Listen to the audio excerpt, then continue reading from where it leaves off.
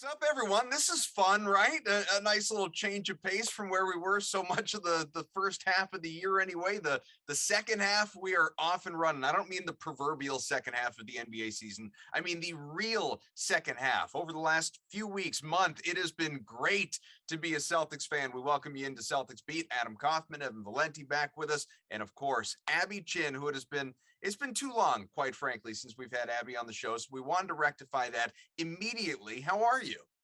I'm well. I'm a little tired. Flew in late to Detroit, not to date us.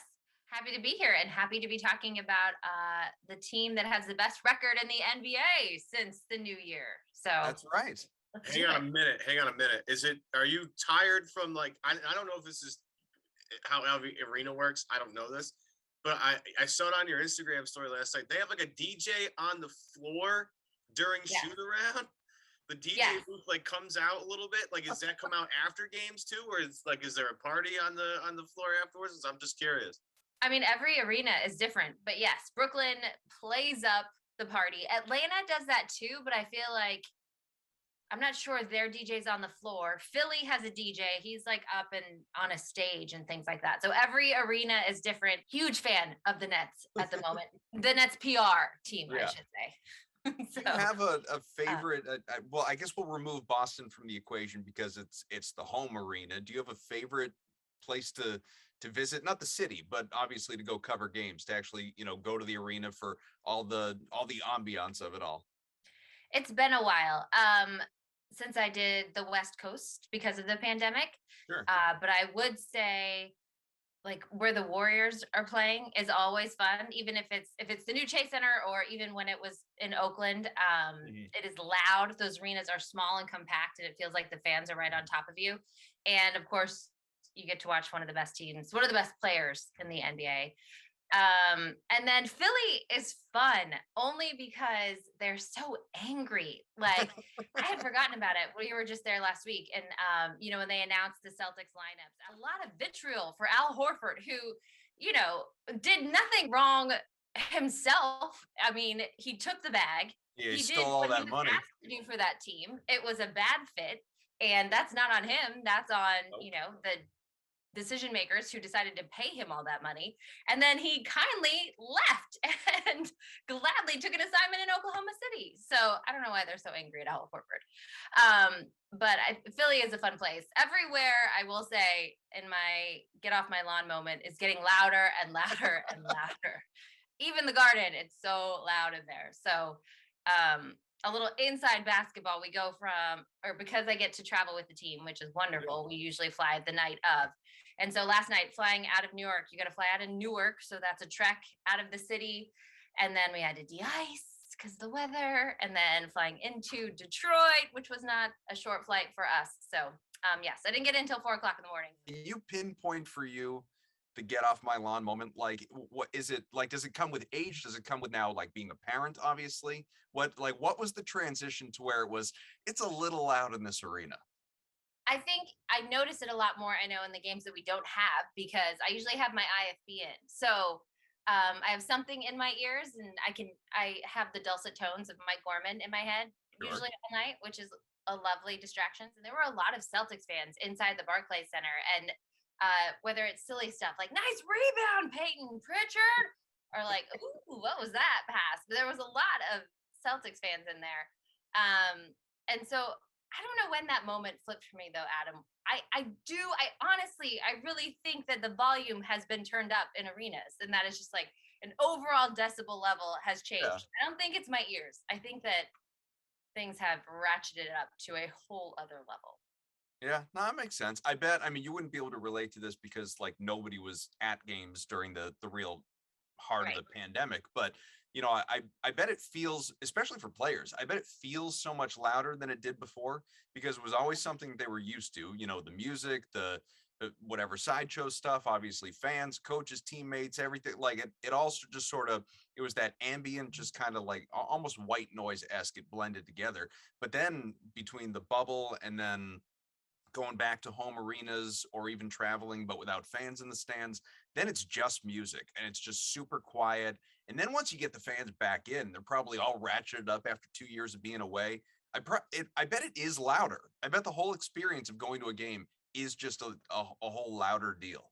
So you think maybe my ears got trained to deal with the quiet, and now they're just Yeah, being insulted once again, and that's a I've got much to better adjust. way of saying it. Yeah, Okay. yeah. I don't know. It feels loud.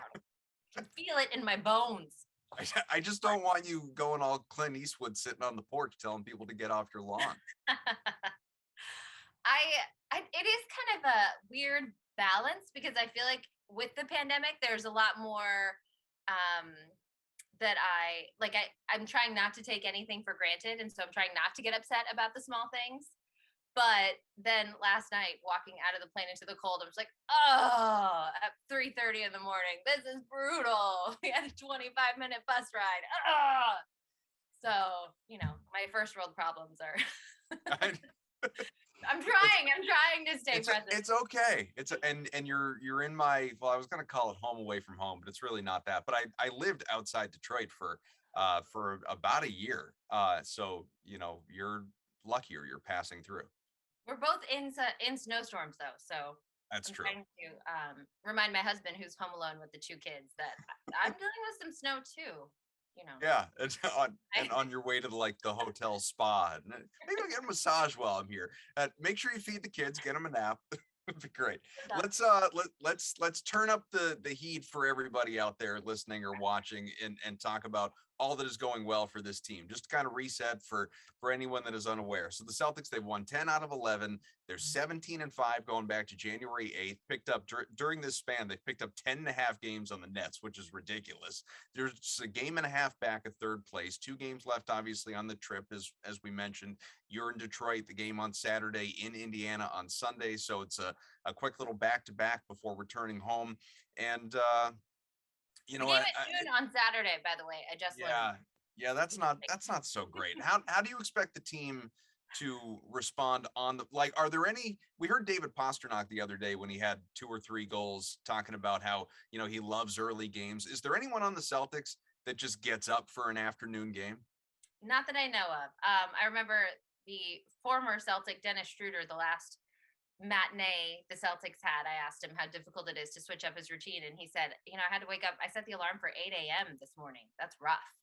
And so, us parents, 8 a.m. is not necessarily, yeah. When I rattle off all those numbers about and there are a zillion more numbers I could give you that I have here. I mean, Grandy's been tweeting them out like crazy, obviously, with the turnaround for this team, or B-Rob's got a great one about the net rating of the starting 5 and all of that. They've been great. They've been great. I don't need to tell you. I mean, we had you on earlier this year, and you're much closer. Before they were great. Yes. Yeah, I mean, you're much closer to this team than we are. You're at these games. You're at, to all the media availabilities. You're obviously, if you're not there, you're in studio. You're paying attention to every walk of life, every detail that surrounds this team. Earlier this year, Abby, I mean, it felt like a job to watch this team. Lighter is everything around the team right now when they're playing like this versus what it was that first half of the year. You're absolutely right. It is night and day from covering this team. And I think that, and I feel like I said this to you guys, we take for granted how much change there was for the Celtics. When you think about not just the entire coaching staff, but also the front office pieces, and then the pieces inside the locker room. While I know the core is still there and there are familiar faces and Al Horford returning, it was everything with the organization changed over the summer. And so getting used to that, I think, took some time. I think even the coaches and the players underestimated what a steep learning curve it was going to be. And everyone has taken time to adjust. I want to believe I am in the Jaylen Brown camp where I never lost doubt. I saw it every day. But I honestly can't say that. And you're right. It was a tough slog there for a while. It's very different. When I was in studio all of last season and I was not around the team at all, you get sucked into that negativity of social media and people are just angry and don't see a way out. And when you're with the team every day, they are focused on solutions and focused on the next play, making the next right decision. And so it's not so much of the doom and gloom. And so this season, early on, I wasn't as, beat down as I feel like I was last year with everything that was going on. And now it is, it's night and day. It's so fun. Everyone is so happy. we're talking about these national games because there's been a lot of them lately. I need to get a one-on-one pregame for our pregame show. And anyone we ask, like, yeah, sure, no problem. When they're losing, that is a completely different story. So everybody's in a good mood. Everybody's happy. In talking about interviews, like we've had, Randy's been on, Max has been on, and obviously you're a perfect person to ask this as well. Ime Udoka is certainly, I think, viewed by fans as kind of having a gruffer exterior, and I think, like, again, Grandy Gorman, they've both talked about the fact that even when they're doing their interviews with him, he's all business. There's not a lot of obviously, like, he's a very nice guy, I'm sure, and I'm sure there's plenty of personality, but it doesn't really come out when he's laser focused, he's game focused. I think that he does. What do you mean by gruffer? To me, Like, that's not the word I would use to describe him. I guess I just like, I don't know. There's kind of like a bulldog sort of thing about him versus, but like Brad certainly could be all business as well and not necessarily be, jovial if he wasn't in the mood for it. But it still didn't, I don't know. He didn't seem sort of as tough, for lack of a better way of putting it. I don't know. Does that make sense? It's okay if it doesn't. I mean, I'm viewing this as an outsider, obviously. Number one, I would say he always has to wear a mask when he's on camera, and anytime that he's talking to us, so we don't see him smile. Yeah. Brad used to crack, his deadpan jokes and then look over at you and be like, "Did you guys get that? That was a joke. That was a joke, right?" And two, one other major difference from Brad is that he is a former player. And while they are both so X's and O's focused and so live and breathe basketball, I feel like they just come at it from different perspectives, obviously, from a player and a coach. And so those conversations are differently, and the way that they deal with people is differently, and the way that they speak about the game is different. And I think that the Celtics are benefiting from that now, obviously, and those relationships that he has built with the players and the way that he communicates with them. It's clear, right, with the changes that we've seen in this team, and how Ime talked early season about habits, and he reiterated that last night when he talks about bad habits, he meant offensively, and that is arguing for foul calls and letting that consume you when you're on the floor, not moving the ball, devolving into iso ball so often, and that those are habits that are taking time, but that he has been able to break. I do feel like there are moments where I have gotten to see his personality come through. One, I would urge everyone to listen to, I know we're on a podcast, this may be a rival, but I am also on the View from the Rafters, behind the scenes with the Boston Celtics. Yes. And the episode this week talks with Ime and a number of the staff members about their roots in the Pacific Northwest. And I think that is a really good glimpse into Ime and where he comes from, who he is, and how he has gotten to where he is now, and to hear his viewpoint. And then too, and I'll tell this story, you mentioned it, how badly the season started, and the Celtics just got demolished at home, the 2 games at TD Garden. And the second one, he rolled up and I said, "Ime, we have got to stop meeting like this." Because I talked to him after every home game, win or lose. And he just is like, "I know, something's got to change." But he wasn't mad. He wasn't angry. Yeah. He wasn't even frustrated at that point. He was just like, "You're right. This is not good. I'm going to work to fix it." And so, he's not, I wouldn't call him. Which is good. Because there are definitely some coaches I've worked with in the past that would not have laughed at that. Right. Yeah. So he did not, give me any weird sort of side eye either. And so there is personality there. I do think, and I think it took us time to get there with Brad as well. A lot of people, Brad's first season was my first season. And I can tell you, even I think, a handful of years in, that post-game interview with Brad in the hallway at home, like that was still one of the few parts of my job that stressed me out, because I just didn't know what kind of mood or reaction he was going to be in. And so I don't necessarily feel that with Ime. And I appreciate that, actually. I think, there's the sentiment that we all owe Ime an apology for overreacting to early season troubles. And, some people, No, I think you do. I think a lot of us do. I think I think the people who called for him. Nobody in this podcast. Trust me. But that's what I mean. Like, I here. think anyone out there that listened that was like, Ime's got to be fired. This guy's like, those people owe an apology. But I think any of us that were skeptical along the way and called out some of the learning, curves and flaws, like, I'm not apologizing for that. I think that was justified. But like at the same time, don't we also have to let him like learn on the job and like because he's a first year head coach, I've done this before, make mistakes? Like sure, I guess the question was whether they should have hired a first year coach, but that's a whole other conversation. Well, I also think it's not necessarily that. I think that Ime has had the long term in view the whole time. I mean, I wouldn't say question. We all said when he was running only switching defense during the preseason, we're like, what is going on? But it was, the players have muscle memory of playing a certain way and have played, especially for the Celtics, a certain defensive system for, their entire careers. So switching that is going to take time, figuring out what that looks like, what that means for you, what your job is, and what your role is in this new system is different. And that is not something that is going to change overnight. And so I give credit to Ime for implementing that and then not backing down when it didn't work or when they were struggling and guys were confused and couldn't figure it out. I mean, he stuck with it, and you continue to drive home the points of emphasis. And clearly they're sinking in. Yeah. And that's what excites me is I feel like that's kind of, we're at a new baseline now. And so it's going to get better. And then we can start looking ahead to changing expectations. Well, and as I whisper into the mic, they also weeded out the guys that couldn't really do it. Like they've got the right personnel to fit everything that you're talking about. Yeah. And it's all the habits that they used to drive us crazy offensively have been really fixed. And that's been the biggest, I think, to me. I mean, the defense has been otherworldly for the past 2 months. I mean, it's comical. You look at and Sean Grandy said it best last night. It's like, I know it sounds like far-fetched to say that they're lapping the competition. The Celtics defensively at this point are just lapping the competition. And what's great is, again, you kind of saw this a little bit in 2021 towards the end. It's like, there's something here.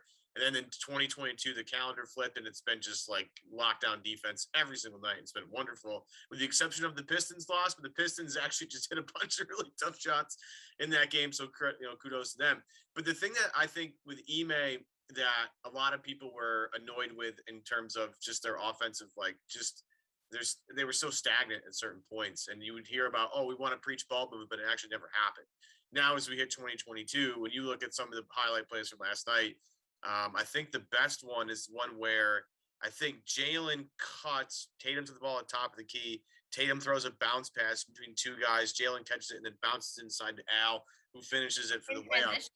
Yeah, all of that is stuff that we definitely didn't see at all, and now we're seeing with more consistency, the past couple of years. And this is where I think when we step back and look at the biggest differences in Boston, obviously their defense is ridiculous, but they were sort of expected to be a really good defensive team right from the jump.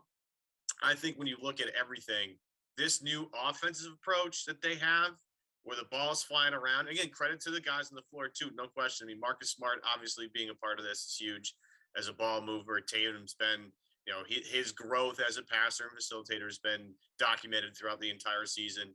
They have the right mix for this, but like the fact that it's actually coming to fruition and the basketball that everybody's been craving for the past couple of years is actually happening. Again, I just think it's a credit to Ime for sticking to his guns, as Abby said, and being not hard-headed, but being just wait this out. We're going to get this right. And now that we're seeing it, it's like, again, they're blowing everybody out by 20 points every single night. And my question to Abby, I think at this point is this team, how do we look at this team and actually evaluate what's going on? Because on the one hand, they're blowing everybody out. This is amazing.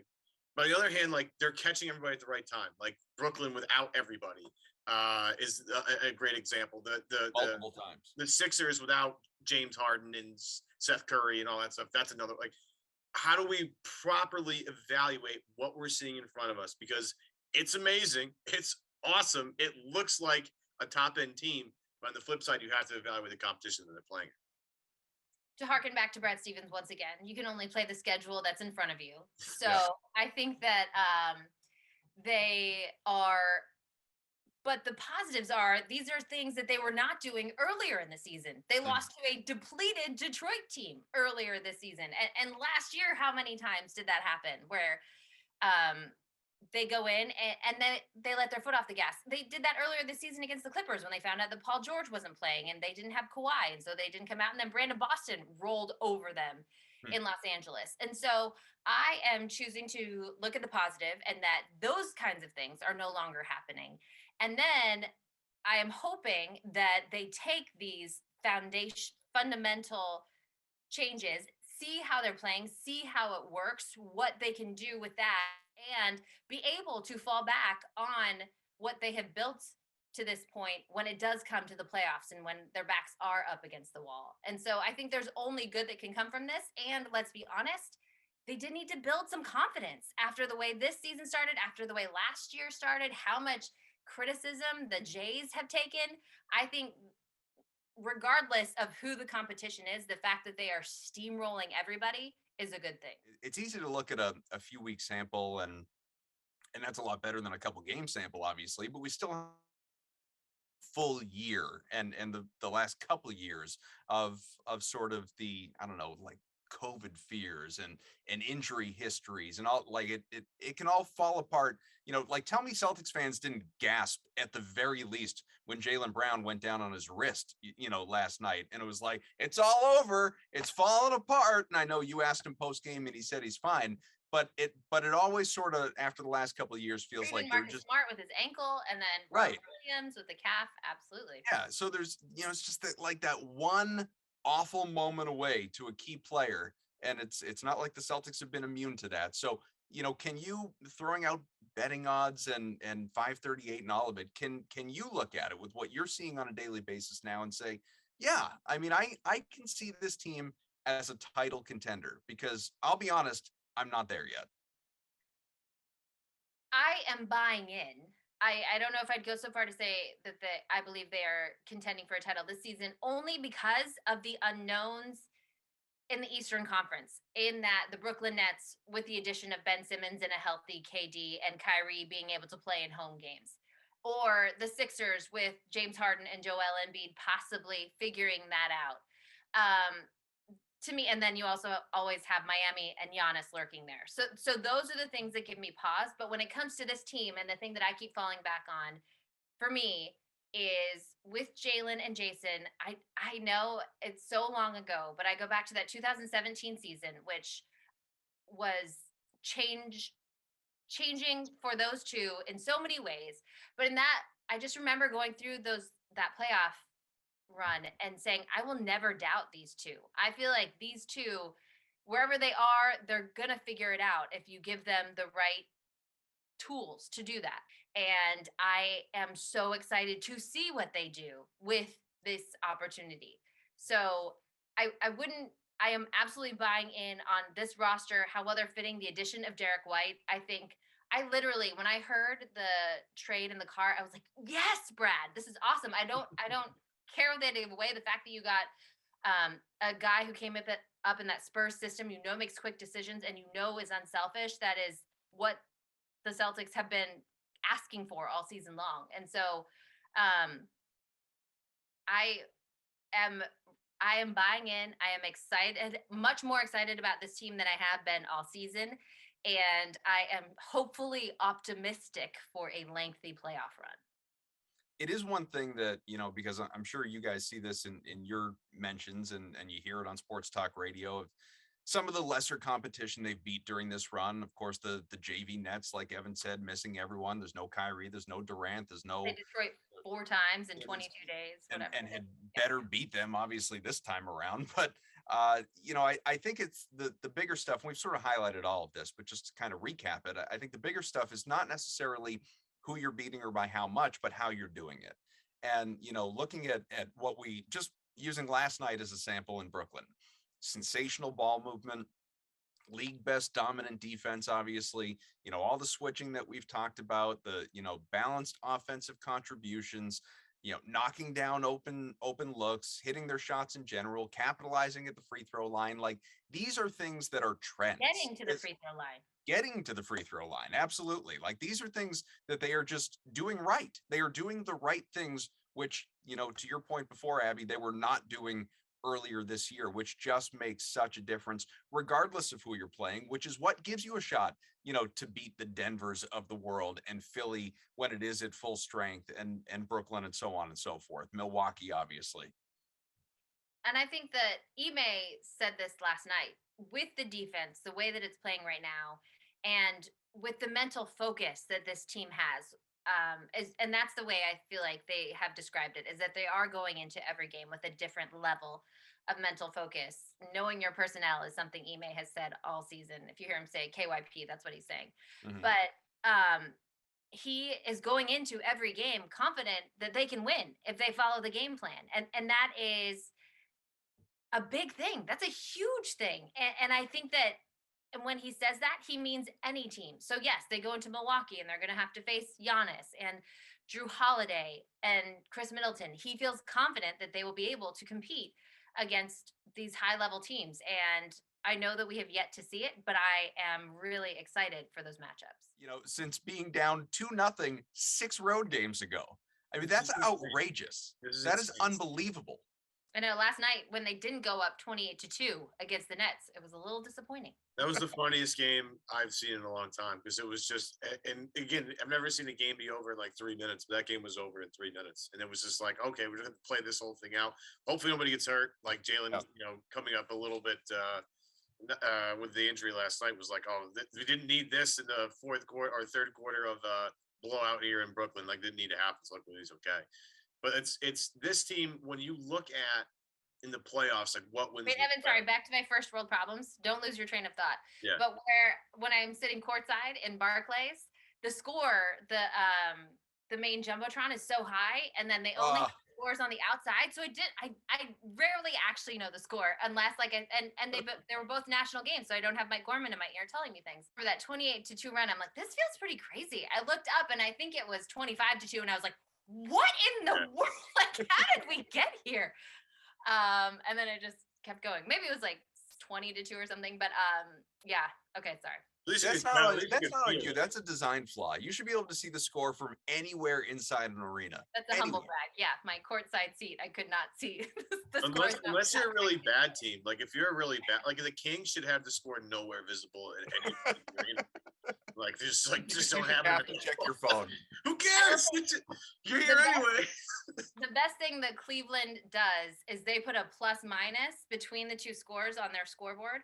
So, whenever I come back at a break and I have to say Celtics up 15, Celtics down 9, I never have to do the math by myself. It's always right there. Ah, there you go. That's huge. That's huge for me. It's like when like in the football booth when the guys know exactly how far the punt went. I'm like, how do you this? But it's the spotter next to him who's like, this is how far it went right here. It's just number. What's your number? But in the playoffs, like what gives me a little bit of hope here for the playoffs, and obviously it's every series is its own animal. It's different depending on the matchups, et cetera, et cetera. One of the things that I like about this team defensively, you see a lot of switching in the playoffs, and Boston has the best switching defense right now in the league. And as I've talked about a couple of times in my Twitter timeline, the C's the past 2 months are holding people to like under 40% from the field, which is pretty insane. Right now, their season average is hovering around 43% as their opponent's field goal percentage, which is the same as the 04 Pistons. So if people want to keep that in mind, that their defense is as good as one of the best defenses we've ever seen in the entire history of the NBA, which is really great. But the one thing I also want to point out is like things slow down considerably in the playoffs in the half court. And like this half court defense is suffocating. And they are able to affect so many different, ways a team can score. And the one thing I like about this team is how when the ball gets into the paint, it seems like everybody kind of knows where the ball is and where their man is at the same time, and is able to somehow find a way to either get a fingertip or a hand or both hands of the basketball and turn their defense into easy, quick strike offense. And when every possession matters in the playoffs, stuff like that's going to really become a huge issue. And if Boston's getting out in transition and scoring 12, 13, 14, 15, 16 points a game in transition, and then get to the free throw line because, teams are following Jayson Tatum or Jaylen Brown on the way to the basket, life's going to be a lot easier for them. And again, everything's going to be matchup dependent, especially this year because the Eastern Conference is such a mess from 1 to 8, and you can add Atlanta towards the bottom. I'm not out on Atlanta yet, considering what we saw last year. But like this team, I am a little bit more optimistic about their playoff chances because they kind of play basketball at the way basketball is played in the playoffs anyway. Like they move the ball on offense, but defensively, like they're just so suffocating in the half court that, like, yeah, they might have off night shooting, but so are you. And good luck trying to figure out how to score against this defense because I don't know if anybody caught Zach Lowe and Scal the other day, but Scal detailed what they're doing with Robert Williams that makes their defense really hum. And him and Zach thought about it, I think, for collectively like a 5-minute period about, is there any way to counter this? And neither of them had an answer for it. Like what they're doing with Rob is basically let him play like free safety, where he's no longer guarding center. He's kind of floating around and doing this like weird hybrid thing where he just kind of floats around and eventually ends up blocking every single weak side shot possible. What they've done with him and the fact that nobody's figured it out yet is pretty remarkable. Now we get to the playoffs and, you'll get a Spoelstra or a Budenholzer or somebody that's really good at X's and O's. Maybe they'll figure it out. But like, I think this half court defense is so legitimate that they'll have, granted the matchup, a legitimate, way to the finals potentially. I mean, I know it's, injuries, all that stuff, but when you slow the game down, it's only going to help this team, in my opinion. One thing about the switching defense, and Rob has been incredible, and it is without a doubt, I think the thing that has changed the trajectory of this team is they have that versatility with Al Horford. And Ime talked about this yesterday. This was a big topic of conversation in Brooklyn. And it, because of the fact that you have a guy like Al who can guard post players, you do have the luxury of allowing Rob to roam freely. And so, like you guys have been saying, I mean, the Celtics are an injury away. I think Daniel Tice helps that. He does provide some insurance when it comes to the depth at the center position, but like having Al back there is such a luxury. And not only that he can guard the multiple positions, but he's also a quarterback on defense, and he is communicating to everyone what's going on. And I do think that the pace is a huge point of emphasis, and you get that pace by turning teams over in transition and getting out. And so that is something that they will have to continue to do and continue to build upon, especially when it comes to the playoffs. I just, to me, while we have been giving Ime so much credit for having the long view, and it has been something that the players have adjusted to and are continuing to learn and build off of this entire season, my fear is that we get into a playoff series and a team does adjust to Rob Williams being a free safety, and then it takes some time for them to figure out what they want to do. And I think that that's why these games now are so important. And maybe towards the end of the season, Ime can start, tinkering with some things and using those not necessarily as a practice, but going in with different types of game plans to get guys used to doing things a different way.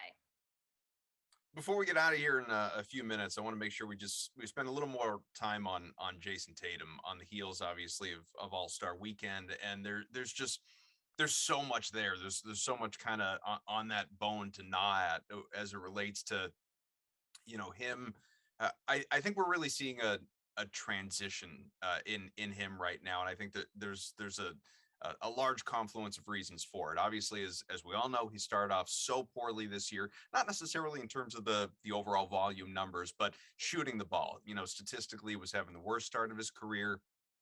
We knew eventually he was going to kind of find his way. It took a long time, but obviously his shots are starting to fall at this point. And with the results for the team changing in general as well, I think it makes such a huge difference in terms of, his attitude. He's one of those guys that, a lot of the time, if things aren't going well for the team, he'll be at the podium.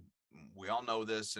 He won't, shut you out, but he doesn't give you a lot, and now obviously with things going so well for him, for the team, for everyone. He's more expansive. The stuff with Grant Williams, obviously, he's lighter. He's more jovial. I think the All-Star weekend makes plays a big role in that. Obviously, fifth time there, third time as an All-Star, second time starting the game. He's this time surrounded by all-time great, Celtics, all-time greats, period. Talked about how important obviously it was to be in that photo with Garnett and with Pierce and with McHale and with Parrish and meeting all these legends and being in that company. He's already declared himself, and he's not wrong in doing this, by the way. I think he's correct, and I like the confidence.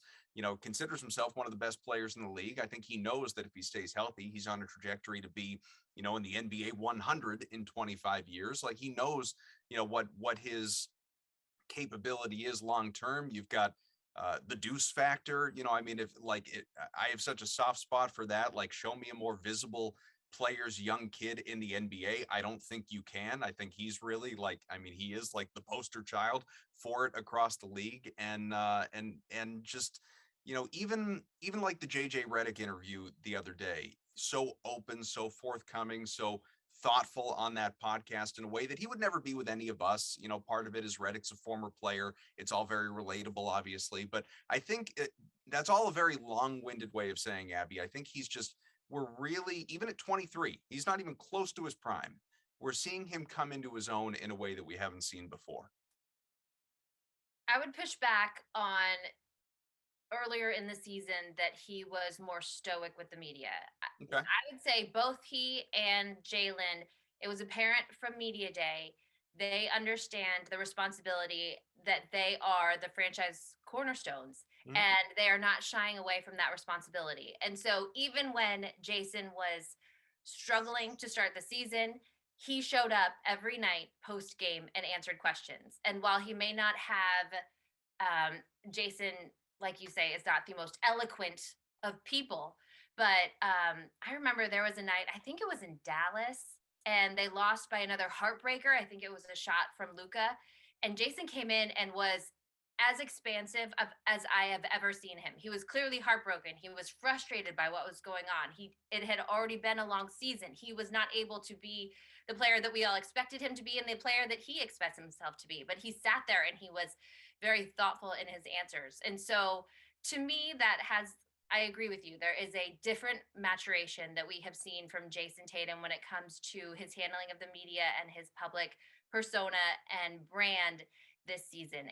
And I agree that All-Star Weekend always gives that a little boost.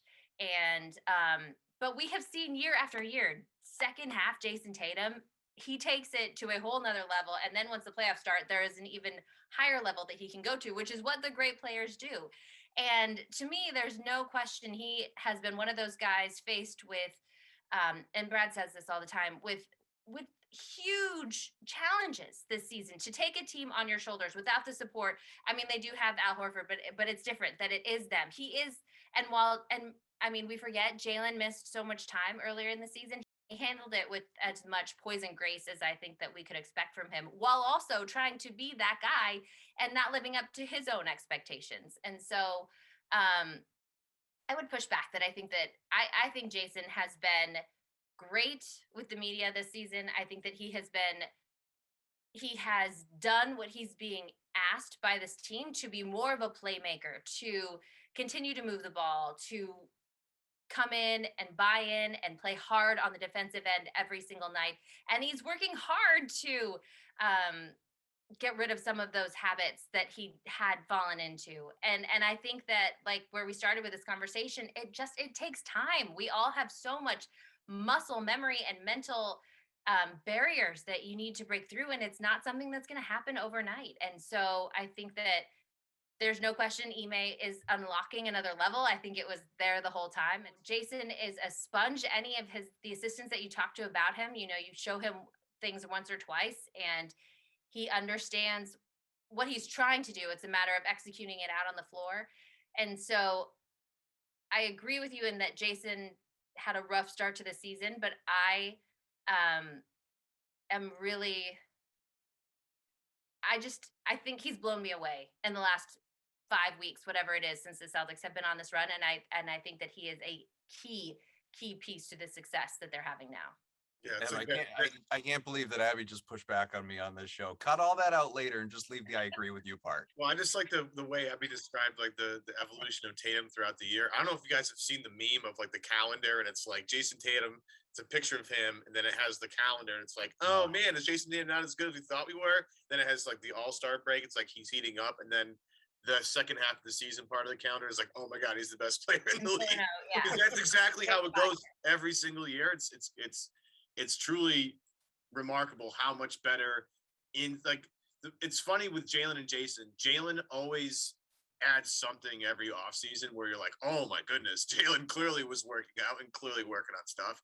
And then Tatum like takes the beginning part of the season and tries stuff out or just like gets off to a weird start. And then by mid-season, you're like, oh my goodness, this guy's amazing. And right now, I've been saying it again for the past 2 months. Like if Tatum hits threes at a respectable rate at his career average, the all NBA thing is like a lock for him. But there are nights where he goes 1 for 7, 2 for 8, or 1 for 6, and it just hurts his percentage. But he's been he is amazing at 23 years old to have all of the scoring tricks that he has, plus this playmaking, which was the biggest. The only you could say against Tatum at 22, 20 was like, oh, he doesn't make his teammates that much better right now.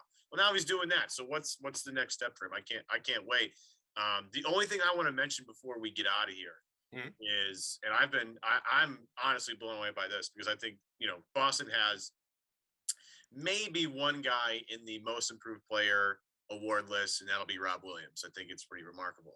But I brought that up last night. I agree. Why isn't Rob in more conversations? Well, I could argue that Grant Williams is also like, if you were to make a Celtics version of this list, I think Grant's incredible. I think what he has turned into this past couple of months, where he's the most reliable open 3-point shooter on the team, but the defensive stuff where you saw it in college, like, yeah, he'll be able to switch and do all these things. Like now he's going and guarding Joel Embiid and like kind of holding his own against Embiid, and nobody can. It's just a matter of time until he scores. But that last game played against Philly, like he was left alone with Embiid and stood him up and would not let Embiid gain any ground on him. And then he goes from that to guarding a perimeter player and staying in front of them. And I'm sitting here saying, like, yes, I know that Rob is the key to like their defense essentially in terms of how crazy functional it is. But what Grant is doing on the flip side, and I just hope people are starting to pay attention to this, really watch him play. I mean, it is really like the ball doesn't stick. He's a great connector. Like Derek White is a connector of pieces. Grant is a connector. He's a guy that can just make a quick decision, put the ball on the floor a little bit more than he's been able to before. I mean, there are times now where he'll have the ball on the perimeter and put it on the ground and go to the basket and then finish, which I never thought would ever happen in Grant's career. Is starting to happen sort of with regularity now. And so my point being, I just want to take a minute to just salute Grant Williams and the progress he's made this season. I think it is underappreciated how much growth there has been beyond just the 3-point shooting. I think he's been a really amazing rotational player. I know my good friend Chris Forsberg is the conductor of the Rob Williams hype train, like the president of the fan club. I would like that role for the Grant Williams fan club because I am a cheers. You can have it. Of Grant's. Number one, he's really fun to talk to. He is hilarious. He never stops talking and has a great personality. But Evan, so much of what you were just saying, I mean, I go back to summer league and he didn't play on the summer league team. And everyone was like, why doesn't Grant have to play on the summer league team? And it was clear then that Brad Stevens and Ime Udoka had a vision for Grant and wanted him to focus on what that was. And he absolutely took that and is now just excelling at not only his role, but then Evan, like you said, being able to, because he has been so successful in that, open up other parts of his game. And I think that is one of the funny results of last night and calling for the alley-oop is that we are getting to see some of those highlights from Tennessee. I mean, Grant was not just a defensive player at Tennessee. He does have talent. He has offensive game, but he has such a high basketball IQ that's what he needed to rely on, the defensive end of the floor and knocking down corner threes to get on the court. And now that he is there, with regularity, something he was not in his first 2 seasons. He is able to kind of open that bag and show off a little bit more of his game. But the thing with Grant is he has stayed positive throughout. He is the guy who, I mean, if you do watch my Instagram stories, in the handshake huddle before the start floor, he has a specific, unique handshake with every single starter. He and Jaylen Brown do rock, paper, scissors before every game. He is keeping score. You know, he is a really guy 51-6. I get 9. I think it was 9. I do feel like every time I record it, Grant wins. Right, Jalen's got to change his strategy there. Apparently. But I do feel like that's something that maybe has taken time for guys to adjust to, because Grant is not quiet. He talks all the time, but I think that is something that is good and needed with this group inside the room, because as we know, Jayson and Jaylen are not the most vocal guys, boisterous people. And so Grant in there, he also, talking to him preseason, assumed some leadership role. He arranged a dinner for everyone to go to, and he is not afraid to speak up and can also take criticism. I will say, I've seen Ime get mad at Grant for being in the wrong position or screwing something up, and Grant just comes aside and is like, yeah, gotcha, coach. I know. And, I think that that's huge for other players to see. And I know, even though he's not a star of the team, but sitting on the sidelines, we talked about this so much at the beginning of the season, is guys holding each other accountable, coaches holding each other accountable, but then also not getting offended when you do get called out. And I think that is a development that has happened with this group. And you're seeing guys are able to speak freely with one another, and then also be able to learn from that. And I think those are huge steps that are being taken behind the scenes that we probably don't get to see. I feel like I should start to use that at home. Like if I, don't fill the dishwasher the right way or something, like, I got you, coach. I'm good. Like, no okay, I'll take you. Should we watch some film? Show me how you want it done, and I will do it. Yes, my husband would do the same. I agree. Yeah, no, I like that. We should get out of here because it's been, I don't know, almost an hour. I do want to mention very quickly, because I feel like I'd be very off-brand if I didn't do so, that there was a photo taken at All-Star Weekend with Kevin Garnett, Paul Pierce, and Ray Allen. They were all in it together. They were all smiling. I feel like your eyes, Evan. Yeah, I know where this is going, so I just need him to hurry up.